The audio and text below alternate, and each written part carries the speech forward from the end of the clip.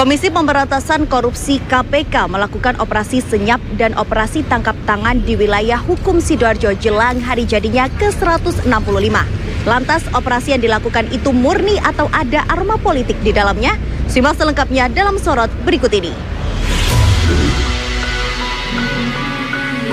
Bulan Januari menjadi bulan yang sakral bagi pemerintah Kabupaten Sidoarjo. Bulan Januari 2020 lalu, mantan Bupati Sidoarjo Saifulillah ditangkap KPK dan di tanggal 25 Januari 2024, KPK kembali menangkap beberapa pejabat di Badan Pelayanan Pajak Daerah Kabupaten Sidoarjo. Di saat Bumi Delta ini mempersiapkan hari jadinya yang ke-165 tahun, justru mendapat hadiah mengejutkan dengan adanya operasi tangkap tangan yang dilakukan oleh Komisi Pemberantasan Korupsi di lingkup OPD Kabupaten Sidoarjo. OPD yang menjadi sasaran KPK yaitu Kantor Badan Pelayanan Pajak Daerah BPPD. Beberapa pintu ruangan di Kantor Pelayanan Pajak Daerah Kabupaten Sidoarjo tersegel dan terdapat polis lain KPK. Meski pejabat pajak daerah tertangkap KPK, pelayanan pajak masih tetap dilayani. Adanya penangkapan itu, Sekretaris Badan Pelayanan Pajak Daerah Sulistiono mengatakan, pelayanan pajak akan terus dilakukan sebagaimana mestinya. Kita tetap melaksanakan tugas seperti biasa. Sudah kami siapkan di sisi Command Center, sudah kami siapkan terkait dengan layanan pada masyarakat. Untuk layanan yang langsung datang ke sini, ini udah layanan sudah tetap sama di ruang pelayanan, cuman untuk yang biasanya diproses di bidang sudah kami siapkan di Command Center yang dulu komputernya buat cetak SPP, karena SPP itu sudah selesai. Tepat di tanggal 29 Januari 2024, Komisi Pemberantasan Korupsi mengumumkan hasil operasi tangkap tangan OTT di Sidoarjo. Dalam operasi senyap itu, KPK menangkap 11 orang, termasuk sejumlah orang dekat Bupati Sidoarjo, Ahmad Muhdor Ali alias Gus Muhdor atau kakak ipar Bupati. Mereka yang ditangkap adalah Kasubag Umum Badan Pelayanan Pajak Daerah BPPD Pemkab Sidoarjo, Siskawati, dan suami Siska sekaligus Kepala Bagian Pembangunan Setda Pemkab Sidoarjo, Agung Sugiarto. Kemudian anak Siska bernama Nur Ramadhani, kakak ipar Bupati Sidoarjo Robit Fuadi, asisten pribadi Bupati Sidoarjo Aswin Reza Sumantri, bendahara BPPD Sidoarjo Rizky Nurmatanya, dan Cynthia Nur Afrianti, dan pimpinan cabang Bank Jatim Umi Laila.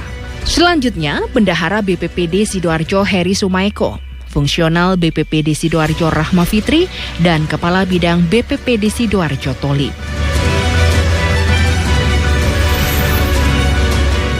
Wakil Ketua KPK Nurul Gufron mengatakan pihaknya mendapatkan informasi Siska akan mendapatkan penyerahan uang pada Kamis tanggal 25 Februari 2024. Tim penyelidik dan penyidik pun turun dan melakukan penangkapan. Menurut Gufron, pada Kamis dan Jumat itu pihaknya juga mencoba menangkap Gus Muhdor.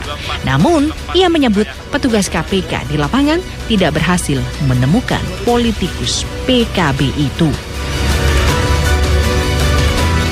Kegiatan tangkap tangan ini dilaksanakan pada hari Kamis, tanggal 25 Januari 2024, bertempat di wilayah Kabupaten Sidoarjo, di mana tim KPK pada saat tangkap tangan tersebut mengamankan 11 orang, terdiri dari Saudara SW, Kasubag Umum BPBD Pemkab Sidoarjo, 2 Saudara AS, suami SW, Kabag Pembangunan Setda Pemkab Sidoarjo, 3 Saudara RF, swasta, kakak ipar Bupati Sidoarjo, 4 ARS, asisten pribadi Bupati Sidoarjo, 5 RNT, bendahara BPPD Kabupaten Sidoarjo, 6 SNA, bendahara BPPD Pemkab Sidoarjo, 7 UL, pimpinan cabang Bank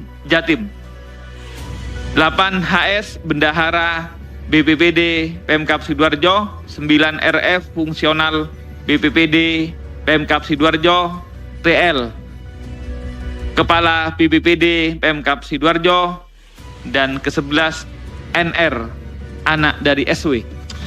Dalam dugaan tidak pidana korupsi ini, yaitu pemotongan dan penerimaan uang sejumlah di tahun 2023 ini terkumpul sejumlah 2,7 miliar.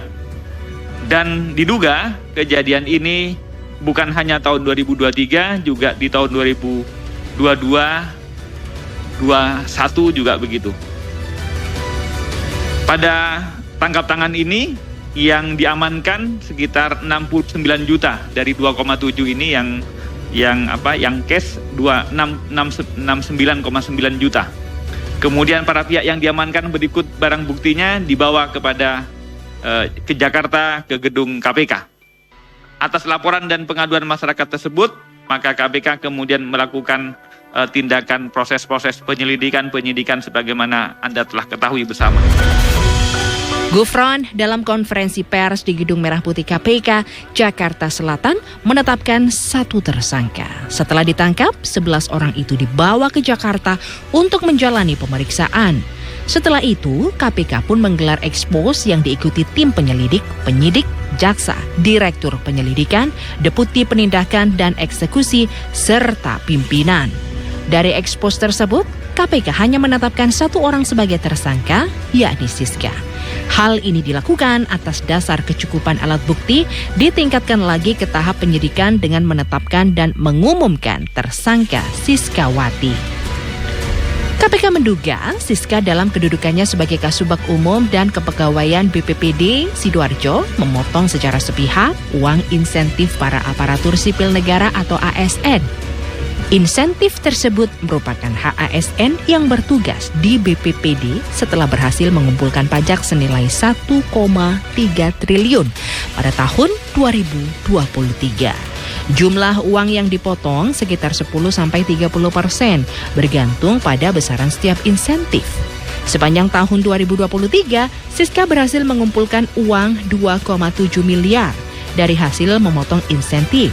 Padahal dia bukan satu-satunya bendahara badan pajak. Bahkan didapat data bahwa pemotongan dan penerimaan dari dana insentif dimaksud diantaranya untuk kebutuhan Kepala BPPD dan Bupati Sidoarjo.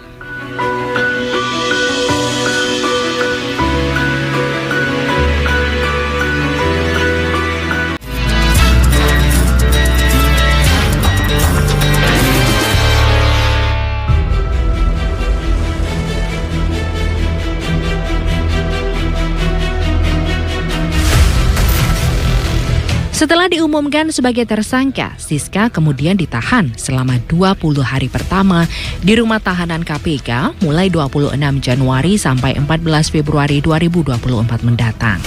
Siska disangka melanggar pasal 12 huruf F Undang-Undang Tindak Pidana Korupsi Jungto pasal 55 ayat 1 ke 1 KUHP. Bahkan pihak KPK akan memanggil dan memeriksa Gus Muhtar terkait kasus ini. Politikus PKB itu akan dikonfirmasi menyangkut dugaan sejumlah uang dari praktik pungli yang berlangsung sejak tahun 2021 lalu.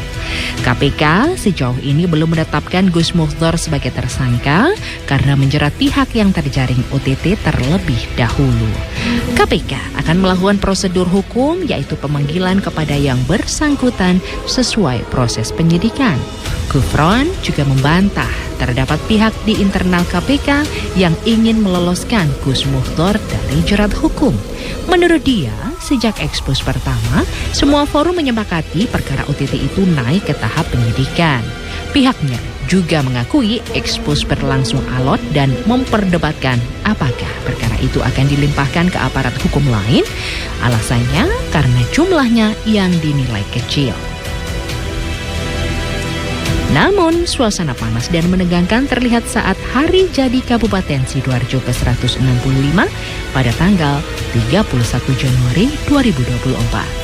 1 jam pasca kegiatan upacara hari jadi Kabupaten Sidoarjo yang ke-165, rumah dinas Bupati Sidoarjo digeledah Komisi Pemberantasan Korupsi atau KPK. Sejumlah petugas mengenakan rompi KPK terlihat memasuki rumah dinas Bupati Sidoarjo yang ada di kawasan Jalan Sultan Agung. Tak hanya rumah dinas, petugas KPK juga turut menggeledah pendopo Delta Wibawa dengan pengawalan aparat kepolisian.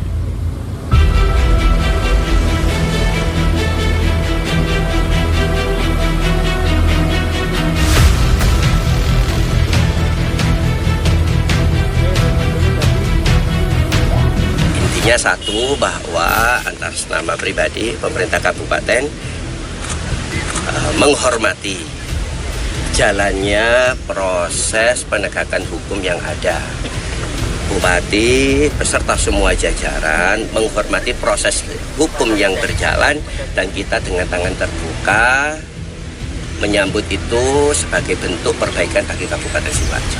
Soal kabar sempat menghilang, Gus, yang dikabarkan KPK bagaimana, Gus? Artinya itu sudah sebagai kami hukum dihormati dengan baik dan kami atas nama pribadi menyerahkan ini semua untuk berproses sesuai dengan selayaknya.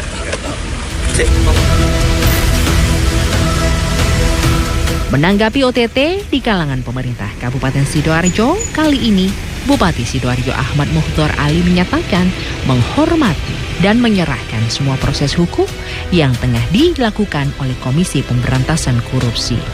Tak hanya itu, dirinya yakin bahwa KPK akan melakukan penegakan hukum sesuai dengan aturan yang berlaku. Bahkan KPK membawa koper yang diduga berisi berkas yang ada sangkut pautnya dengan kasus yang sedang ditangani. KPK juga membawa beberapa unit kendaraan dari rumah kepala BPPD.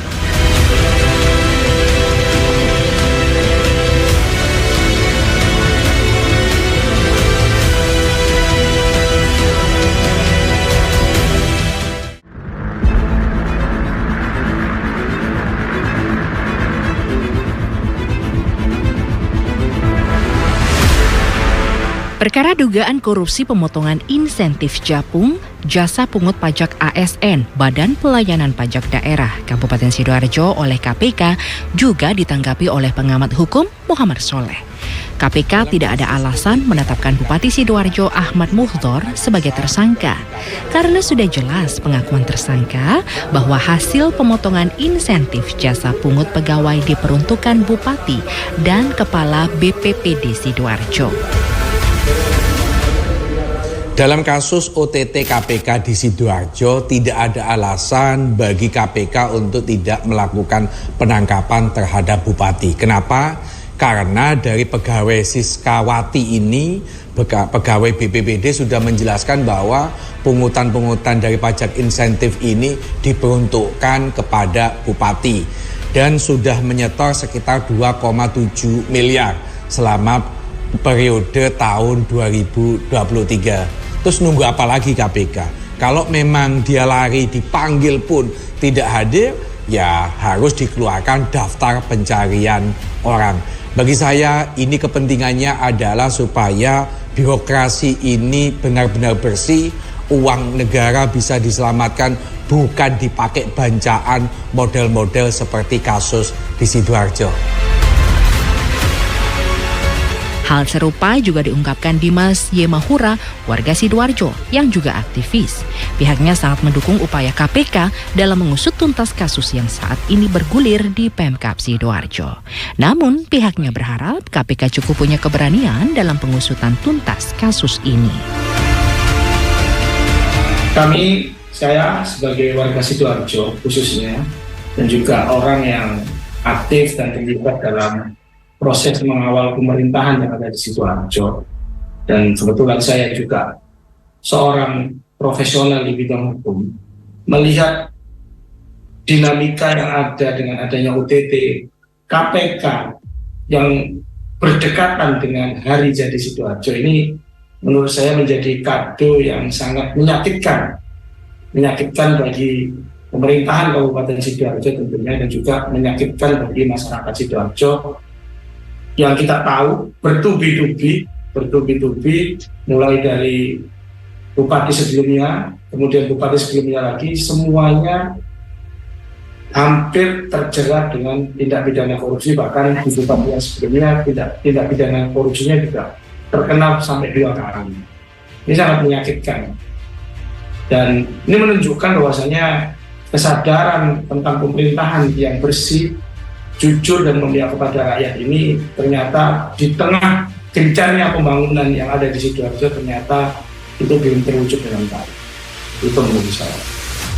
Kami melihat sebagai masyarakat Sidoarjo, sebagai seorang praktisi hukum, kami melihat ada beberapa catatan-catatan yang terjadi dalam OTT yang dilakukan di KPK, oleh KPK di Sidoarjo ya.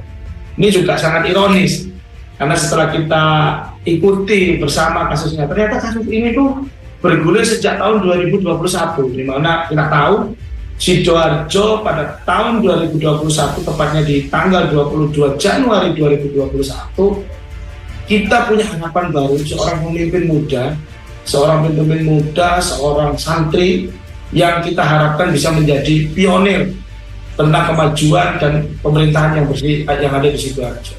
Ya memang sampai sejauh ini belum ada penetapan atau statement apapun terkait dengan keterlibatan dari bupati. Namun dengan adanya ini menjadi catatan yang tidak baik artinya di dalam pemerintahan Sidoarjo, karena kita tahu badan BPPD ini erat kaitannya dengan stakeholder atau pimpinan suatu wilayah, dan tidak mungkin hal ini terjadi tanpa pengetahuan oleh pimpinan yang ada di wilayah itu. Itu menurut saya. Dan saya juga sependapat dengan KPK bahwa KPK akan melakukan penelusuran dan pemeriksaan lebih lanjut. Namun juga saya meminta kepada KPK mewakili masyarakat Sidoarjo, mewakili saya pribadi, agar kasus ini terang benderang. Karena kami masih melihat proses pemeriksaan KPK ini masih berjalan parsial, artinya belum lengkap dan belum komprehensif. Itu menurut saya. Namun, pasca pernyataan KPK yang akan memanggil dan memeriksa Bupati Sidoarjo terkait dugaan korupsi di kantor Badan Pelayanan Pajak Daerah BPPD Sidoarjo, Bupati Sidoarjo Ahmad Mukhdor sempat sulit ditemui. Bahkan sejumlah kegiatan Bupati Sidoarjo yang seharusnya dihadiri Bupati Sidoarjo Ahmad Mukhdor, seperti simulasi pemilu, tampak diwakili oleh stafnya tanpa kehadiran Bupati.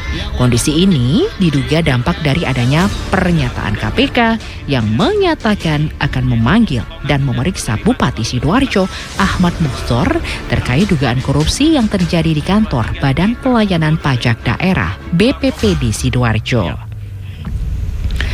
Dalam pernyataannya, KPK menyatakan adanya dugaan korupsi yang dilakukan salah satu pejabat di kantor BPPD Sidoarjo yang memotong dana jasa pungut pajak milik staf ASN untuk kebutuhan kepala BPPD dan Bupati Sidoarjo.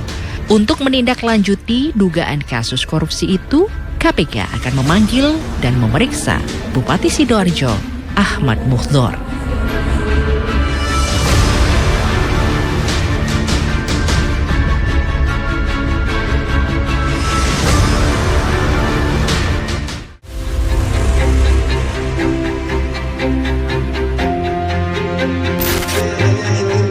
Namun, suasana kembali bergairah tatkala Bupati muncul dalam acara di Bumi Sholawat pada Kamis 1 Februari, bahkan dengan tegas dan lugas berpihak pada paslon tertentu yang justru lawan politik dengannya yang dibesarkan dari PKB.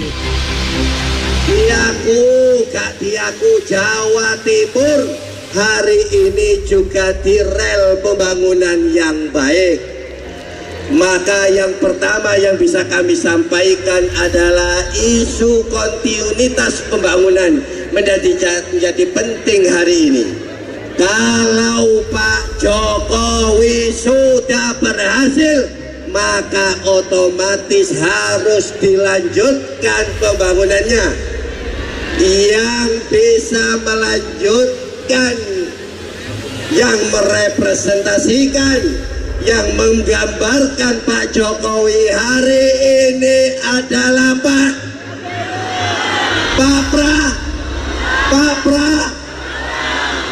Yang kedua, Apakah kondisi ini menandakan bahwa memang ada aroma berbau politik dalam pengungkapan kasus OTT yang dilakukan KPK, atau memang murni sebuah kasus hukum?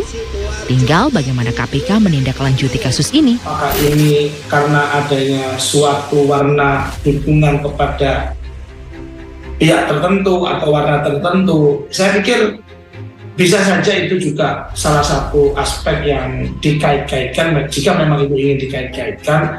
Namun pada dasarnya sebelum kita mengaitkan hal itu terhadap kepentingan politik, kita harus tahu pada dasarnya semangat negara kita ini adalah dalam rangka untuk melakukan pencegahan dan penindakan terhadap korupsi. Jadi saya masih melihat ini melalui aspek hukum, karena ternyata dugaan tindak pidana yang ada di Sidoarjo ini terkait dengan pemotongan intensif ini sudah terjadi sejak tahun 2021.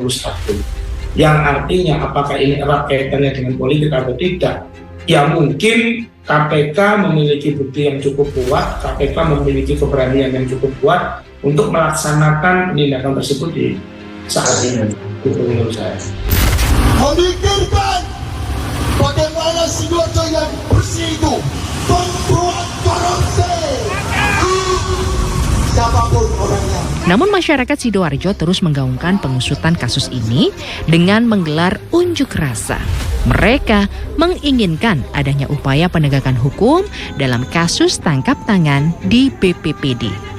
Seyogyanya kita tunggu saja upaya KPK dalam penanganan kasus ini. Kesaksian karena hukum kita mengikuti asas praduga tidak bersalah. Kita harus dukung KPK tegakkan supremasi hukum. Ketegasan KPK, kami mengapresiasi KPK kalau memang ada potensi pelanggaran korupsi. Kami segera berharap KPK untuk memutuskan biar kami di Sidoarjo ini mendapat kejelasan, tidak diombang-ambingkan situasi seperti ini. Kalau memang ini OTT ternyata tidak ada yang menjadi tersangka untuk penyelenggara negara, ini kan juga menjadi pertanyaan bagi kami. Kalau memang ini terbukti segera putuskan gitu. Kalau memang tidak ada persoalan hukum juga harus segera diputuskan oleh KPK biar Sidoarjo ini segera kondusif lagi situasinya. Sebab sesuai giat KPK PAD hari Jumat 2 Februari 2024, KPK telah menjadwalkan pemanggilan dan juga pemeriksaan kepada Bupati Sidoarjo Ahmad Mukhtar Ali. Apakah Bupati memenuhi panggilan KPK seperti ucapan Bupati seusai memimpin upacara hari jadi Kabupaten Sidoarjo? Ataukah justru mangkir dari panggilan KPK? Dan akankah ada tersangka baru dalam kasus ini atau berhenti di satu tersangka saja? Tinggal tunggu KPK dalam bekerja.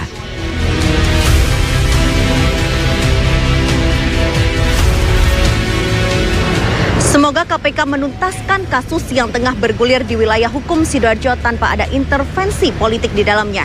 Dan semoga kado ini menjadi pembelajaran demi tercipta pemerintahan yang bersih dari korupsi. Saya Tania Nandita pamit undur diri, sampai jumpa di Sorot episode mendatang. Sorot mengungkap fakta di balik peristiwa.